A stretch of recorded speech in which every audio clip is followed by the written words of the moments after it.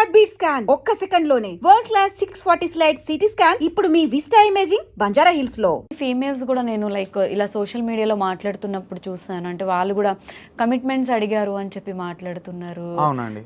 Big boss లో ఇప్పటి వరకు ఇలాంటివి ఉంటాయి అనేది ఎవరికి తెలీదు, అంటే డైరెక్ట్ గా నిజంగానే అడిగారా? ఇది బేసిక్ గా మనకి చాలా సార్లు కూడా మనం ఇండస్ట్రీలో చాలా రూమర్స్ విన్నాము ఇట్లాంటివి ఉన్నవి అని. బట్ బిగ్ బాస్ లో ఇట్లా కామనర్స్ వస్తున్నారు అన్నప్పుడు ఫస్ట్ టైం ఇలా అడిగారు. అడిగింది కూడా విత్ ప్రూఫ్స్ అనేవి సోషల్ మీడియాలో ప్రొవైడ్ చేస్తే దాని మీద సైబర్ క్రైమ్ లో కేసు పెట్టాను అని కూడా చెప్పారు. ఆ పర్సన్ ఎవరైతే ఇప్పుడు తన బయటికి వచ్చి చెప్పిందో కేసు పెట్టాను కూడా చెప్పారు. బట్ గోయింగ్ ఫార్వర్డ్ ఆ కేసు ఏమైంది ఏంటిది అనేది మళ్ళీ మనకు అసలు దాని మీద ఒక అప్డేట్ కూడా లేదు. సో ఇక్కడ ఏంటిదంటే పాయింట్ మనం తీసుకోవాల్సింది, లైక్ ఇఫ్ కమిట్మెంట్ ఇచ్చి వాళ్ళు బిగ్ బాస్ కి తీసుకుంటా నేను ఆఫర్ ఇస్తా అని అన్నప్పుడు then why not there is a back door option with money. So money ఇచ్చి కూడా బ్యాక్ డోర్ ఆప్షన్ అని ఉంటుంది. కంపల్సరీ దీంట్లో 100% రికమెండేషన్ క్యాండిడేట్స్ ఉన్నారు. రికమెండేషన్ క్యాండిడేట్స్ కంపల్సరీ ఉన్నారు. అక్కడ రికమెండేషన్ క్యాండిడేట్స్ ఉన్నారు. అండ్ ఆల్సో లైక్ ప్రాపర్ పిఆర్ని తీసుకొని పిఆర్ సపోర్ట్ తోని ముందుకెళ్ళిన క్యాండిడేట్స్ కూడా ఉన్నారు. అగ్ని పరీక్షలో కామనర్స్. ఎస్. ఓకే. సో ఇది ఏంటిదంటే అండ్ ఆల్సో అక్కడ ఏంటిదంటే ఒక 15 మెంబర్స్ని సెలెక్ట్ చేసుకుంటున్నారు. 15 మెంబర్స్లో ఒక 10 మెంబర్స్ వరకు ఇలా ఉంటే ఒక 5 మెంబర్స్ వరకు ప్యూర్ కామనర్స్ ఉండొచ్చు. సో బేసిక్గా ఈ 5 కామనర్స్ అక్కడ ఉండడం వల్ల మనం ఈ అందరినీ కూడా బ్లేమ్ చేయలేకపోతున్నాం.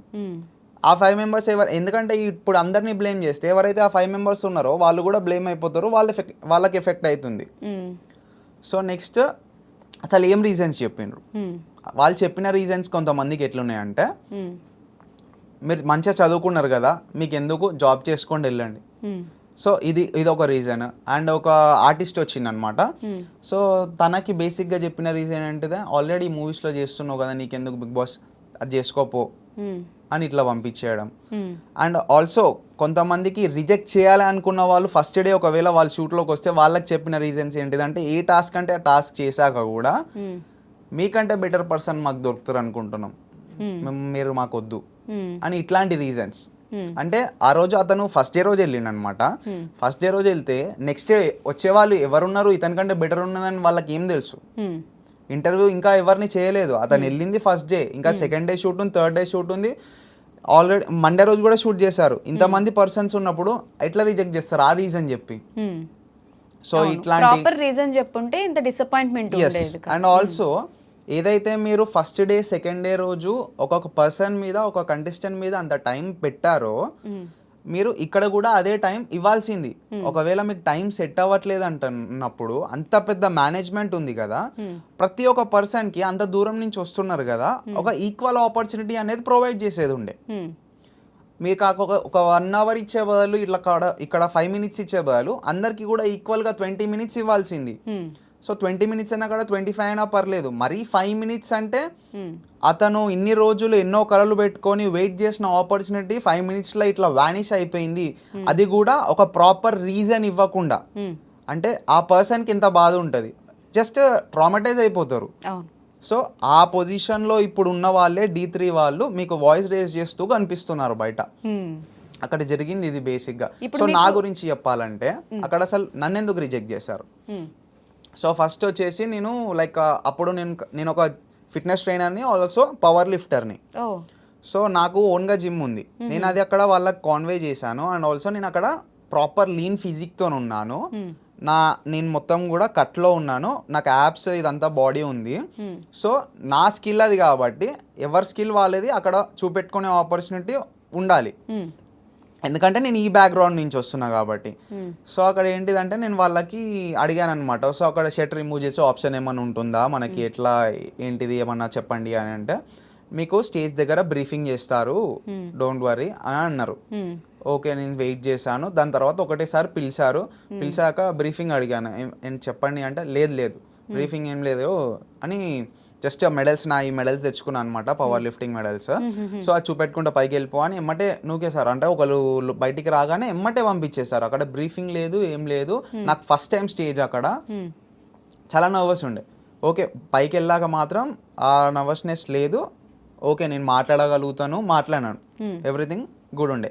పైకి వెళ్ళినాక అక్కడ ఒక ఎక్స్ మార్క్ ఉంది, అక్కడ నిలబడ్డాను. శ్రీముఖి గారు దగ్గరకు వచ్చి ఆ మెడల్స్ తీసుకొని లైక్ వాళ్ళు ప్రోమో ఖర్చు కోసం ఎక్స్ప్రెషన్ ఇస్తారు కదా, సో అట్లాంటిది అంతా అయిపోయింది. దెన్ అక్కడ ఇంట్రో చెప్పమన్నారు. సో ఇంట్రో చెప్పమంటే నాది బ్యాక్ స్టోరీ ఏంటిది ఇదంతా కూడా వాళ్ళకి చెప్పాను. ఓకే, సో చెప్పాక దెన్ అక్కడ ఏదైతే మనము లెవెల్ 3 రాసిన బుక్లెట్స్ ఉన్నాయి కదా, ఆ బుక్లెట్స్ అనేవి ఇక్కడ ప్లేలోకి వస్తున్నాయి అనమాట. సో ఆ బుక్లెట్స్ లో నుంచే మనం ఏం రాసామో అవి మాత్రమే ఆపోజిట్గా ఉన్న పర్సన్ని అడుగుతున్నారు. సో ఒక పర్సన్ని యాక్సెప్ట్ చేయనీకైనా రిజెక్ట్ చేయనీకైనా ఆ బుక్లెట్ నుంచే అడుగుతున్నారు. యాక్సెప్ట్ చేయాలనుకుంటే దాంట్లో పాజిటివ్ థింగ్స్ ఏమున్నాయి చూసుకొని అడగడం, రిజెక్ట్ చేయాలంటే వాళ్ళని ఎట్లా లూప్ హోల్స్ చూడాలా దాంట్లో నుంచి చూసుకొని అడగడం. ఓకే, అంటే వాళ్ళు ముందే డిసైడ్ అయిపోయారు, ముందు ప్రాపర్గా వాళ్ళకి ఈ క్యారెక్టర్స్ కావాలి, బట్ షోలో మాత్రం ఇంతమంది ఉన్నారు అని చూపెట్టుకోవడానికి కావాలి. తీసుకోవాల్సింది 15 to 20, బట్ మిగతా 40 మెంబర్స్ని మాత్రం షోలో మేము ఇంత పెద్దగా చేస్తున్నాము, ఇంతమందిని ఇంటర్వ్యూ చేసినాము అని చూపెట్టుకోవడానికి అక్కడికి బేసిక్గా పిలిచినట్టు అనిపించింది మాకైతే. ఎవరైతే ఈ డే 3లో అయిన వాళ్ళు అండ్ ఆల్సో డే 4 అంటే మండే రోజు అయిన వాళ్ళు, వీళ్ళకి కూడా అంతే.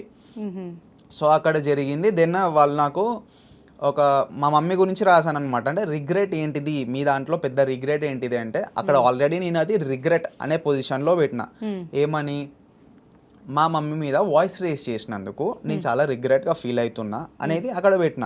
బేసికలీ నాకు అదొకటే రిగ్రెట్ ఉంది. ఎవ్రీథింగ్ నా లైఫ్లో అంతా మంచిగా ఉన్నది. వాళ్ళకి ఫీలింగ్ ఏంటంటే అంటే లైఫ్లో అన్నీ మంచిగా ఉంటాయా అనే ఫీలింగ్లు ఉంటారు. లేదు నాకు అంత మంచిగా ఉంది, బట్ మా మమ్మీ మీద వాయిస్ రేస్ చేసినందుకు నేను ఇట్లా ఫీల్ అవుతున్నా అని రాసిన. ఎందుకు అంటే నేను వచ్చేసి మా మమ్మీ నేనే చిన్నప్పటి నుంచి పెరిగినాం. సో బేసిక్గా మాకు ఫ్యామిలీతో అటాచ్మెంట్స్ అనేవి అంతకనం లేవు. లేనప్పుడు నాకు సిస్టర్ అయినా సరే, ఫ్రెండ్ అయినా, ఎవ్రీథింగ్ మా మమ్మీనే.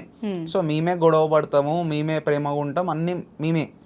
సో ఇట్లా ఉన్నప్పుడు ఆటోమేటిక్గా మేము గొడవ పడ్డాక మళ్ళీ నేను వెళ్ళి సారీ చెప్పడం అయినా ఇలాంటి ఎవ్రీథింగ్ ఒక కామన్ బిహేవియర్గా అయిపోతుంది మాకు. సో ఎందుకంటే వేరే ఫ్యామిలీ ఎక్స్పోజర్ లేదు కాబట్టి వేరే వాళ్ళకి షేర్ చేసుకోవడం లేదు. సో ఇదంతా ఉన్నప్పుడు వాళ్ళకి అక్కడ ఇది మాకు కామన్ థింగ్ అండి. అదొక హ్యూమన్ బిహేవియర్ లాగా కోపం వచ్చినప్పుడు గట్టిగా అరుస్తాం కాబట్టి, గట్టిగా అరిచినప్పుడు అది డిస్రెస్పెక్ట్గా ఫీల్ అయింది కాబట్టి నేను రిగ్రెట్ అవుతున్నా. అదే అక్కడ కూడా రాసినాను. దాన్ని ఎందుకు మీరు ఇట్లా చేస్తున్నారు అంటే దానికి కూడా ఒక డిఫరెంట్ టైప్ ఆఫ్ ఎక్స్ప్రెషన్స్ మళ్ళీ సేమ్ అట్లనే ప్రోమో ఖర్చు కోసం డిఫరెంట్ ఎక్స్ప్రెషన్స్ పెట్టిండ్రు అక్కడ కూడా. ఓకే, ఇది అయిపోయింది. దీని తర్వాత లైక్ ఒక టాస్క్ ఇచ్చాను. ఒక టాస్క్ అది ఏంటిదంటే నేను వాళ్ళకి అక్కడ క్లియర్గా చెప్పిన నా ఇంట్రోలో, నేను ఒక పవర్ లిఫ్టర్ అండి, నేను 200 kgs అయినా లిఫ్ట్ చేసి హోల్డ్ చేయగలుగుతాను. సో ఇట్లాంటిది అని చెప్పినాను. ఆల్సో దాంట్లో రాసున్నది నా ఇంట్రోలో ముందే వాళ్ళకి దగ్గర నా ఇన్ఫర్మేషన్ ఉన్నది. ఉన్నప్పుడు నా కోసం ఒక మినిమం ప్రాప్ అరేంజ్మెంట్ లేదు అక్కడ. అంటే ఈ కంటెస్టెంట్ వస్తుందంటే ఈ కంటెస్టెంట్కి ఈ టాస్క్ ఇద్దాం అనేది మినిమం ప్రాప్ అరేంజ్మెంట్ చేయలేదు. ఎవరికైతే వాళ్ళు ఓకే ఈ పర్సన్ని తీసుకోవాలన్న వాళ్ళకే ప్రాప్ అరేంజ్మెంట్ అనేది అక్కడ సెట్ చేసి పెట్టినరు. అక్కడ ఒక బాక్స్ ఉంది, ఆ బాక్స్ మీద జంప్ చేస్తూ మాట్లాడమన్నారు. సీరియస్లీ నాకు ఆ బాక్స్ జంప్ చేస్తూ మాట్లాడడం అనేది ఒక చాలా చిన్న పిల్లల టాస్క్ లాగా అనిపించింది. దాని తర్వాత ఓకే బాక్స్ జంప్ చేస్తూ మాట్లాడాను, అది చాలా మంచిగా చేసిన. వాళ్ళు అంటే లైక్ బుక్లెట్ లో ఉన్నది ఒక దాని గురించి అడిగారు అన్నమాట, అది మాట్లాడుతూ చెప్పేసాను, అయిపోయింది. దాని తర్వాత అప్పటికి ఒక 6 minutes 7 minutes అవుతుంది అంతే. దెన్ ఇంకేమన్నా లిఫ్ట్ చేయగలుగుతావా అక్కడ ఉన్న దాంట్లో అన్నారు. అక్కడ ఉన్న వాటిలో అది ఏదన్నా హెవీగా ఉందా దాన్ని లిఫ్ట్ చేయ అన్నారు. అక్కడ ఏది హెవీగా లేకుండే, అక్కడ ఒక 25 kg ప్లేట్ ఉంది, అన్నిటికంటే హెవీ అదే ఉన్నట్టుంది. దాని తర్వాత అక్కడ ఒక పెద్దది డ్రమ్స్ ఉంటాయి కదా, లాస్ట్ టైం కళ్యాణ్ పడల పైన ఎత్తుకున్నాడు. సో అట్లాంటి బేసిక్గా ఒక డ్రమ్ ఉండే, ఆ డ్రమ్ పట్టుకొని మామూలుగా ఇట్లా లేపిన ఒక హ్యాండ్తోనే ఇట్లా అనగానే అది నాకు తెలిసి అది ఒక 10-12 kgs కూడా అనిపించలేదు. లేదు లైట్ ఉన్నది అని పెట్టేసిన.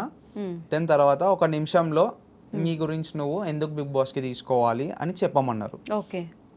ఓకే ఆ 1 minute నేను చెప్పడం ఓకే ఇంత ఇప్పుడు అయిందే ఆల్రెడీ 6-7 minutes కదా, అప్పుడే 1 minute చెప్పమంటున్నాను ఏంటిది అనేది ఒక థాట్ వచ్చింది. ఓకే స్టిల్ 1 minute చెప్పమన్నారు కదా అని చెప్పడం స్టార్ట్ చేసినాను. సో ఇక్కడ ఏంటిదంటే ఎవ్రీ పాయింట్ని ల్యాక్ చేయలేదు. వాళ్ళు నాకు ఇచ్చింది 1 minute టైం. 1 minute టైంలో నేను మ్యాక్సిమం పాయింట్స్ కవర్ చేయాలి. సో నేను పాయింట్ని ల్యాక్ చేయొద్దు. And for more videos, please subscribe to iDream. Please subscribe to iDream. Please subscribe iDream. And please subscribe to iDream. For more videos, subscribe to iDream. please like, share and subscribe to the channel. Congratulations, iDream. Subscribe to iDream. Subscribe to iDream. So subscribe to iDream Media. IDream team అందరికి huge congratulations. Please subscribe iDream Media. Please subscribe to iDream. Subscribe iDream. Please subscribe to iDream. I dream అంటే నా కళల ఛానల్ను subscribe చేసుకున్న నోరు తిరుగుతలేదు, మీరైతే గంట గుర్తు కొట్టండి. For more such videos, please subscribe to iDream.